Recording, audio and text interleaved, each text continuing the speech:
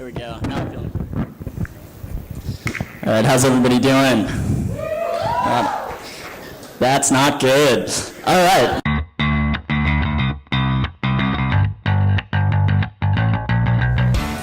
So anyway, yeah, being allergic to nuts disqualifies you from military service, which is weird. Like, what the fuck are terrorists throwing at us over there?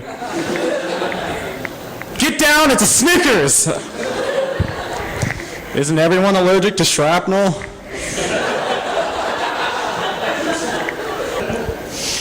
I'm afraid to do Roadhead because I know I'd end up just like chickening out.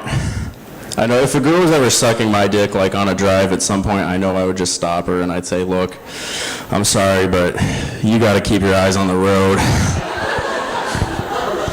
You didn't even look before switching lanes back there. And that was before I put my dick in your mouth. 10 and 2, bitch, let's keep it together. The analysis that I'm really tired of, I don't know, maybe you guys have heard this.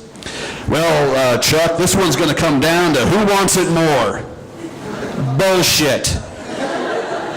They both want it. If wanting it more worked as a fucking strategy, I would have got laid in high school, I would weigh 50 pounds less, and it wouldn't take me 10 goddamn minutes to piss. There's actually another Katie Davis that goes to Truman. She's a grade above me. She's a primrose, like blonde, blue eyes, cis whatever. And I'm a sexy fiddler on the roof. So how can you get that confused? Yeah, she's been getting like all my homework assignments, all my emails, all my parents' love. I'd like to close out just by thanking my girlfriend for helping me get this outfit done.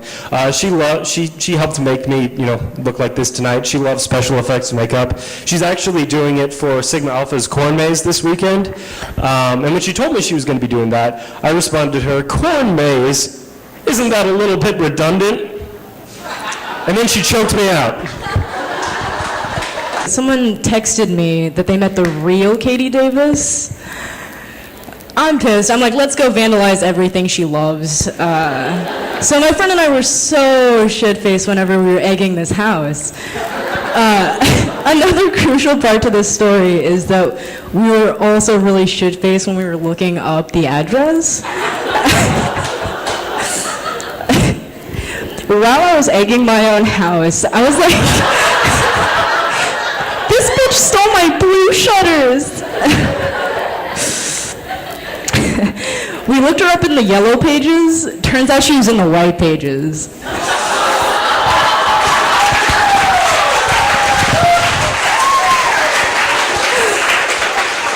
A lot of people keep complaining, though, that we don't really have any very good options, which I agree with them. Like our presidential options really suck ass. But I've always said that Liam Neeson should be our next president. Yeah, and I know he's not an American citizen, but hear me out. What's like the one thing you would want to look into is how a president would talk to terrorists on the phone. Like if Liam Neeson got on the phone, I have a particular set of skills. I will find you, and I will kill you. Like that's intimidating. But if you got like past presidents to do the same thing, it loses its effect completely. Like if George W. Bush got on the phone, I have a particular set of skills. I'm going to find you, kind of like freeze tag, only, it's not where, your friends can come and touch you and you're back in the game. Nah, whenever I touch you, you're out. And then, terrorists would start to mistake, like Bill Clinton's talk for a sex chat.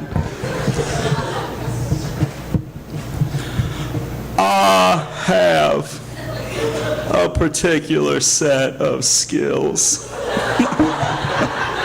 I have this fantasy that, like, if Hitler were still alive, he'd just be this wee old 127-year-old man, thanks Wikipedia, just sitting in his nursing home in a wheelchair, all grumpy and grouchy.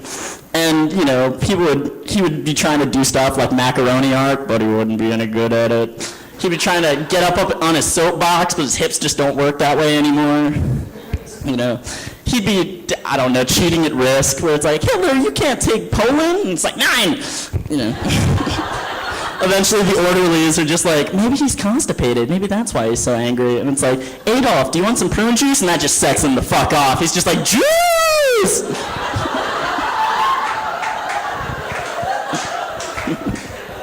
I'm glad you like that one. The people at the Catholic Newman Center didn't appreciate it. But, yeah, some of those stereotypes about band camp are absolutely true. For example, my senior year, the entire French horn section had mono. Yeah. And I think that's where the term horny comes from, basically. That wouldn't be surprising. My sister's here tonight, guys, and she is an alcoholic, totally. Don't cheer for that. That's bad, tearing our families apart. But no, every time she drinks until she blacks out. But by blacking out, I mean she turns into a really offensive black stereotype. No, like I'll walk in the door and she'll just be like, you just another nigga like your daddy. And it's like, whoa, first off, I don't know if we're dark enough to say that word. Second of all, how do you know I'm like our dad? We've never met him. I just moved into a new apartment recently, and as I was unpacking boxes, I found one that kind of startled me. It was warm by inside it. There were 3 items. There was a bunch of Canadian coins, a ton of those like pH testing strips, like a ton of them, and a rape whistle. I saw it. I was like, shit. What kind of adventure was I gearing up for here? I started digging through my phone. I was like, no, there's got to be some record of this. There has to be some conversation between me and a friend where he's like, hey, man, what are you doing this week? And I was like, oh, you know, I thought I'd do some volunteer work at like a Canadian water treatment facility. So, are you sure, man? Those places are crawling with rapists. So, you're right. Thanks for the heads up.